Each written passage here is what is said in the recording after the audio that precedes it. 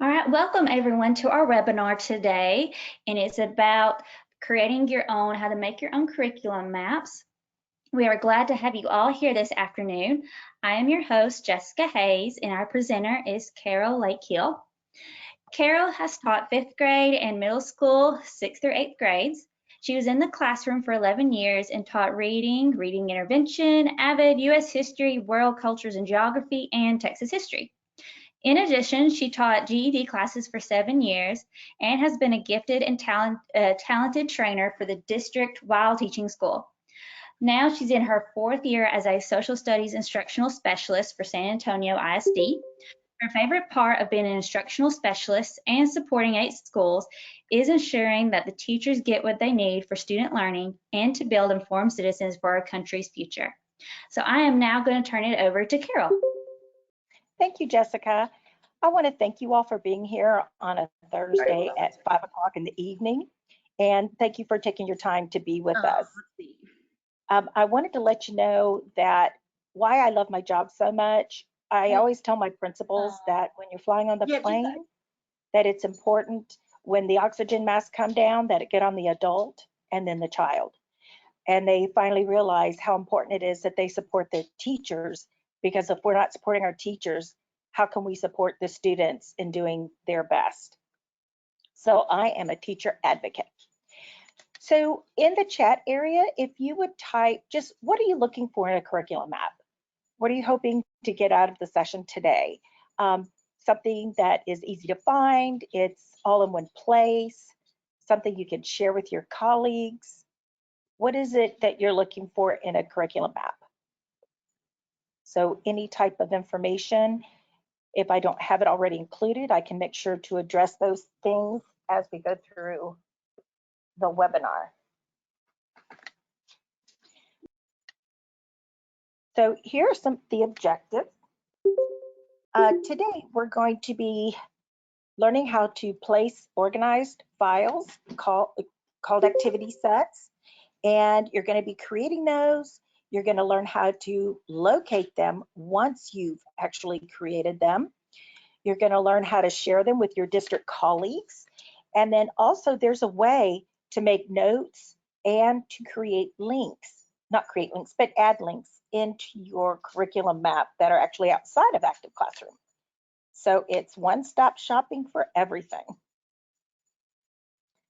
Jessica, anything I need to know about what our participants are looking for?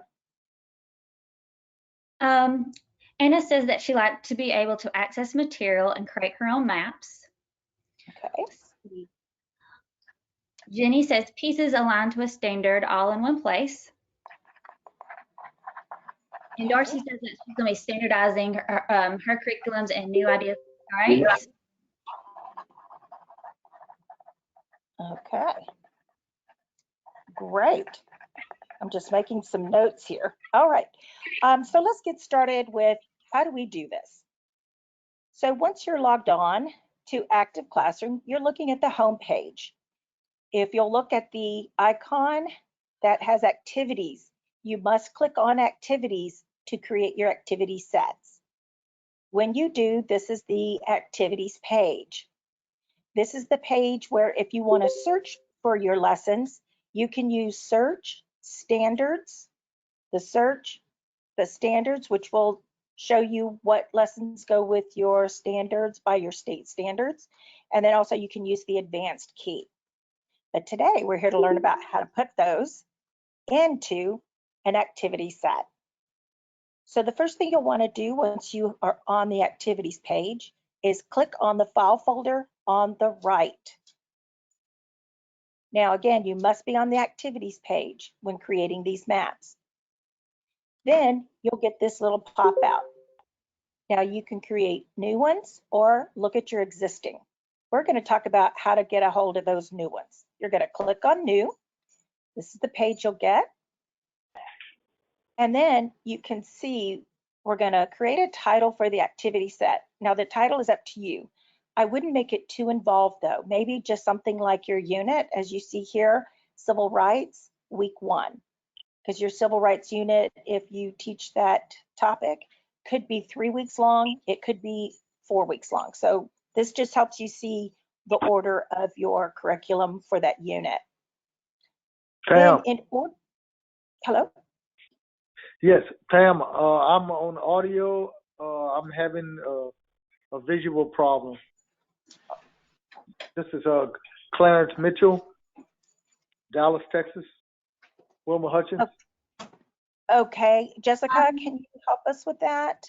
Let's see. Clarence Mitchell. I'm not even. I signed up. I'm not seeing your name on the attendees list. However, I'm not sure if you're on the phone. You should only. Let's see. Are you viewing the webinar through your computer? Are you? Yes, Log? yes. I'm trying to get. I have a go-to training, but I can't see. Earlier on the list, but I'm having trouble viewing. I do not see it now. What you might want to do is log out and log back in. You might want to try that. Okay, I will do that. Can I stay on the audio and listen to you at least? Yes, that'll be fine. You Okay. can, and then Clarence, this webinar is being recorded, so you'll also be able to access the webinar once it's been posted on Active Classroom under Professional Learning, okay? Okay, thank you. Thank you. Absolutely. Okay, so once you have titled your activity set, then you can drag and drop or click on the check. So if you want to drag and drop, just click on the actual activity title and drag it over to the activity set, or you can click the check mark and then it will also move that lesson to your activity set. So you can see here that we've got activities in the activity set that I've clicked on, and then you can also use a keyword. So if you have a civil rights in a US history class, but you also have a civil rights piece, say in your government class, then you could create a keyword that says like civil rights gov and civil rights US. So that way only the activity sets that belong to that class will show up when you request it. So that's how a keyword could work. Okay. Now, also, once you have your activity set, I like to just put things in there that I like, because then I can decide the order. Because in order to move something, all I have to do is click on the activity set and move it up or down, and then let go of the click. I can also, so that allows me to rearrange. I can also get rid of a title. If I decide, you know, this isn't the right place for this, I can just click on the X and it takes that right out of my activity set. So once I'm done with dropping lessons into my activity set, I'm going to click Save. And what I just love is Active Classroom is always telling me what a great job I've done when I've completed something and saved it correctly. Now, don't worry here, because you can still go back and edit your activity set at any time. So if you decide you want to add something to this, or you decide that you want to change up the order, you could do the same thing. Click on the lesson, move it up or down, whichever way, or you can just drag another lesson in, open this one up and drag another one in. Okay, so that was kind of a lot in a little span of time. So I want you to be thinking, how would you set up your activity sets? Because if you have more than one prep, then you might decide to do it for each content area. But if you teach one content, but you teach a pre-AP class and a regular class, and then maybe even an AP class, those are all going to look very different when it comes to setting up your activity sets. So I want you to think about what would work for you to set up your activity sets. And if you'd like to share that, because I want to get you thinking about, okay, so how would I set these up?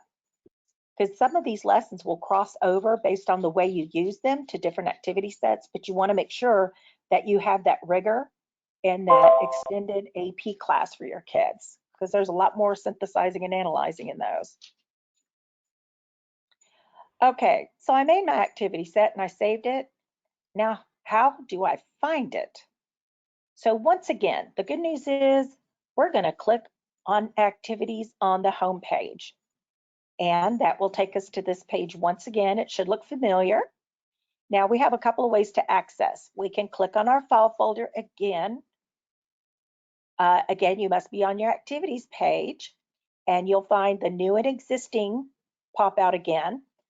And this time you're going to click on edit existing. Even if you just want to view it, you can still click edit existing.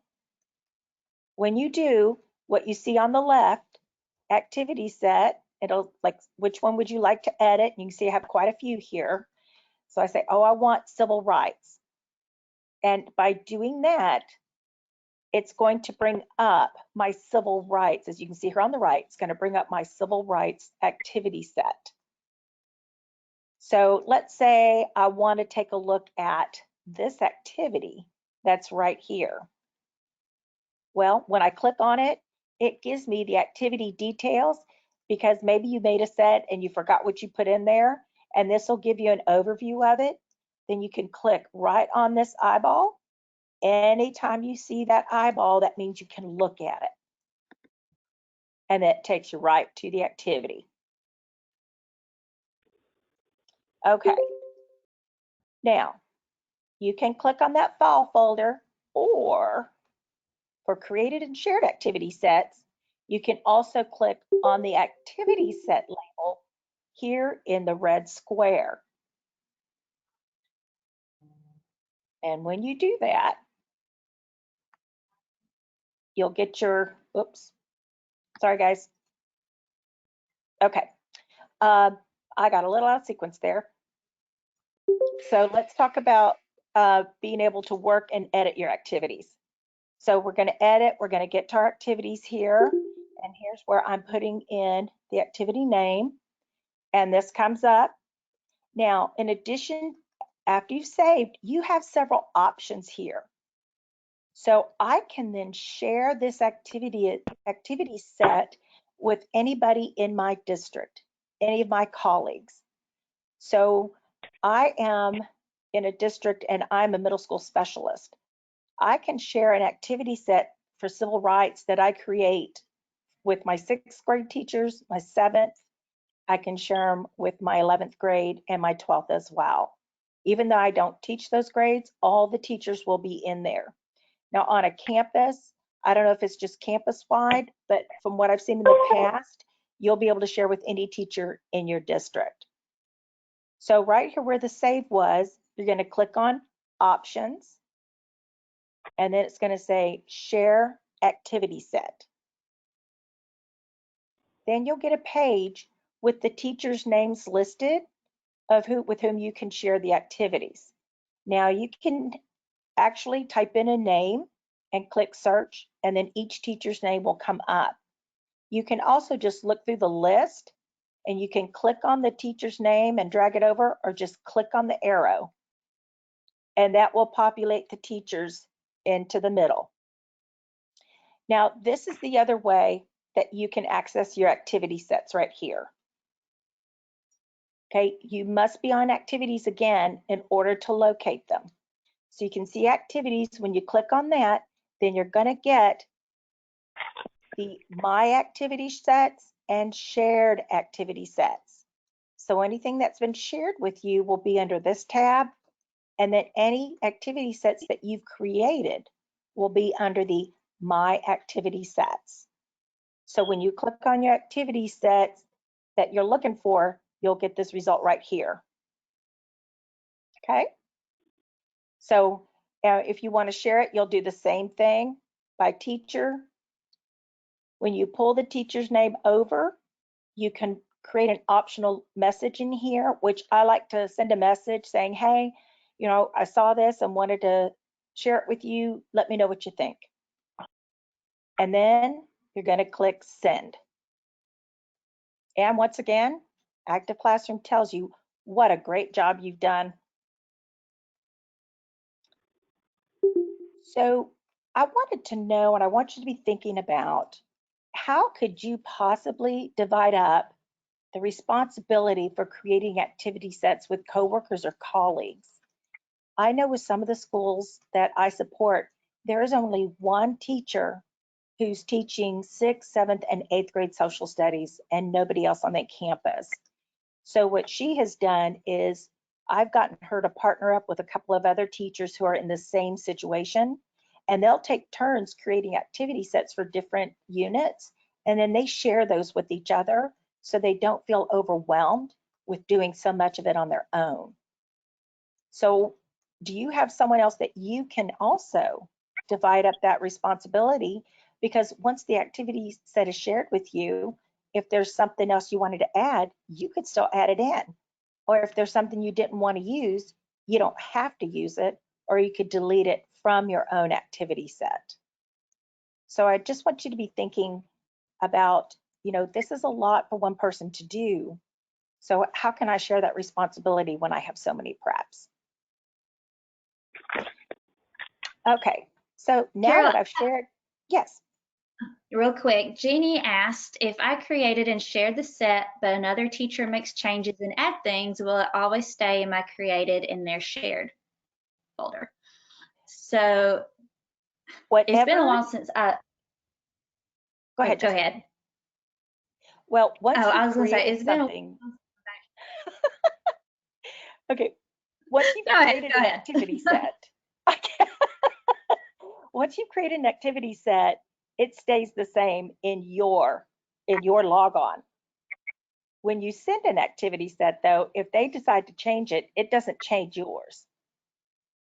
Jessica, what would you like to add to that? No, you've covered it. Okay, I just want to make sure. All righty. So once you've shared an activity set, how do the others know that it's been shared? Well, when you log on, you will see in the upper right corner a little envelope, and that represents the email. So I've got a 1 right there, and that means I've got one message. So when I click on it, it sends me here, and it says an activity set was shared with you. So before I go into the activity set, I want you to look at this little pencil over here, right there, because I like that you can actually respond to the teacher. So you can open up that pencil and then send a message back to them. Thank you, I'll do the next unit and share it with you. So it's a really easy, simple thank you, and just click send, and it's on its way to your fellow colleague. So once you've clicked on the lesson, then you're going to get this screen up that an activity set was shared with you. You click on the click here to view, and the activity set comes up. Okay, now we talked about if you click activity sets here, then it'll come up with my activity sets and shared activity sets. So you find the activity set on shared, there's only one that's been shared. I click on that and this reveals itself. So again, either way, I can access that activity set that's been shared, because I can ignore the email and go straight to activities, click on activity sets, and then go to my shared activities. And then if I would like to share this activity set, I can click on this little shared, which is a universal sharing symbol, and then same thing. I'll be able to share those activity sets.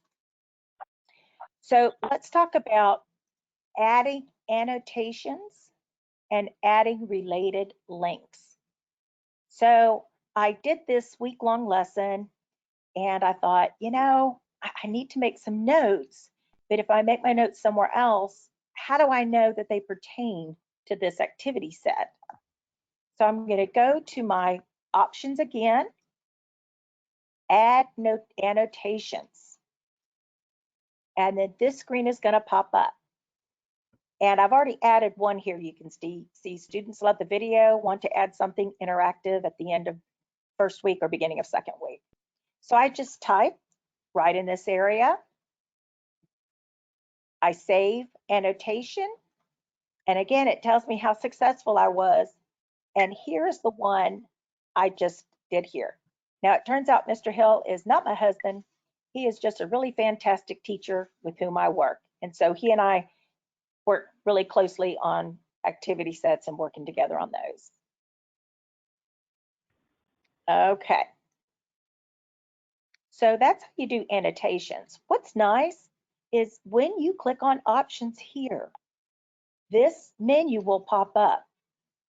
So if you just keep remembering about going to options, it'll help you remember that's where your options are for different ways to interact with your activity set. Okay. Now, the last time we clicked on options, so that we annotations, so that we could make notes on the activity set. This time, we're going to add related links. Now, these are links that you can add from outside of Active Classroom. They can be from YouTube or from anywhere where you could take a link and share it. And this is the page that will come up. I just typed in the name of the video and I copy and pasted the URL. I can add a description if I like, and then I'm going to say save annotation, and what you see here on the right is what's going to come up. Now you can see it's got the title, the URL. I can edit that if I need to, or I can delete if I'd like. Okay, so how do we find those annotations and links? Well, to find those, you're going to need to go to the activity sets on the activities page at the top here. You're not going to worry about the little folder on the side. And then you're going to get your My Activity Sets and Shared Activity Sets. Go to whichever one you're looking for. We're going to go to Shared, and I'm going to see Civil Rights. I click on that, and this page right here shows up. Now, when now we've got all sorts of arrows. There we go. Now, once this is up and I click on Civil Rights, then I can click on the eyeball. Remember, the eyeball means I want to see something. So when I click on the eyeball, it's going to show me all my activity set details. And you can see it's got the title, keywords, what skills are being used, the assessment types. Here are the annotations that I've made for this activity set. And down here, you can see the related links. Did someone have something they wanted to share? Okay, I'm sorry. I heard something. Oh, no, we just did have a question, but we can wait until the end. Okay. To get rid of the screen, of course, you're just going to click that X up at the top. Okay. So if you want to share, go to activity sets, get your activity set up, and then you can view it if you want. You can also click that share on this one. So now, what do you think the first topic of your activity set that you'll create? What have you got going around your mind? You can put any questions you have in the chat, any ideas, anything that you'd like to share. Please feel free to go ahead and do that in the chat. And Jessica will let me know what the questions are and how we can address any questions or ideas or concerns. One question was, will my activity sets stay with me from year to year? If I create an activity set and then I leave the district or department, do my shared people still have access to continue using what I created? And me and Pam both weighed in a little bit on it, but also I would like to see what your answer is as well. Pam said that she said it was possible given the district you moved to also has active classroom, but she would contact the customer service department and work with them to make sure that she didn't lose her work. Yes, and if you shared your work with me as a fellow teacher, and then you left the district and you did not have active classroom, I would still have access to those activity sets that you shared with me. And same thing, if I shared them with you and I left the district and I didn't have access to Active Classroom, you would still maintain those activity sets that were shared with you by a colleague who has moved on to another district.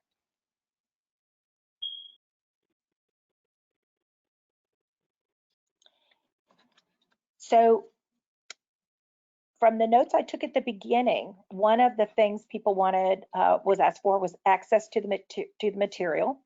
So accessing the different lessons, that's just something you'll do on the activities page. There may be a curriculum map that your district has asked for. That's something that's district by district, but you can go in on the activities page and there are webinars and future training that will show you how to pull your lessons. You can go by subject, by era, by series, or even by activity type. So there are many ways for you to search. There's also a way to search by your state standards. So if you want to search by that, that again is on the activities page. You will just click on standards and tell it you want the state standards, the grade level, update, and it'll give you all your standards. You just click on the standard you want, and then it will reveal the lessons in Active Classroom that align to that standard. So all of your curriculum will be standardized with your standards of the state that you're in.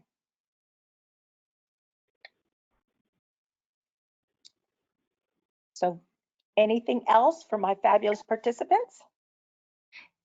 Yes, one said access to ethnic study subjects. Well, their Active Classroom has some great series, Material World, Cultural Conflicts. Many of their lessons are designed to have different perspectives, which I really appreciate.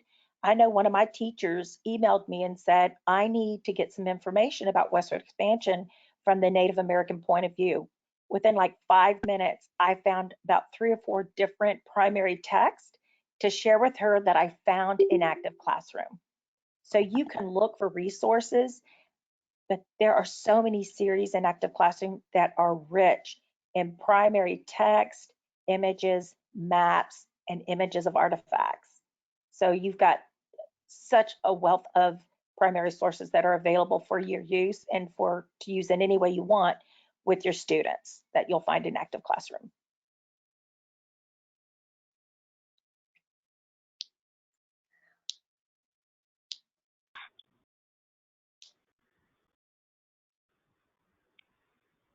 I'm not Anything seeing else? any I'm not seeing any other questions right now. Okay. So do you all feel comfortable with getting in there and setting up your first activity set? And if you're thinking that was a lot of information, it was. But let me tell you, we've got a safety net for you on Active Classroom. When you look on Active Classroom where that little envelope was, there's a question mark. If you click on the question mark, on that page, you'll find a teacher user guide, even a student user guide. You'll find video tutorials. You'll also find frequently asked questions. And then for further support, if you look under professional learning, you'll find that there are articles, there are webinars that have been recorded for you, and then any future webinars will also be listed where you can register for those online. So if there are no other questions, again, I thank you all. You're on just the cusp of a 3-day weekend. I just thank you again for spending your time with me here and with Jessica and Pam. And just remember, we're going through a very turbulent time right now, but we're all just really doing our best, but we're all in this alone together. Thank you so much for your time, and please have a wonderful holiday.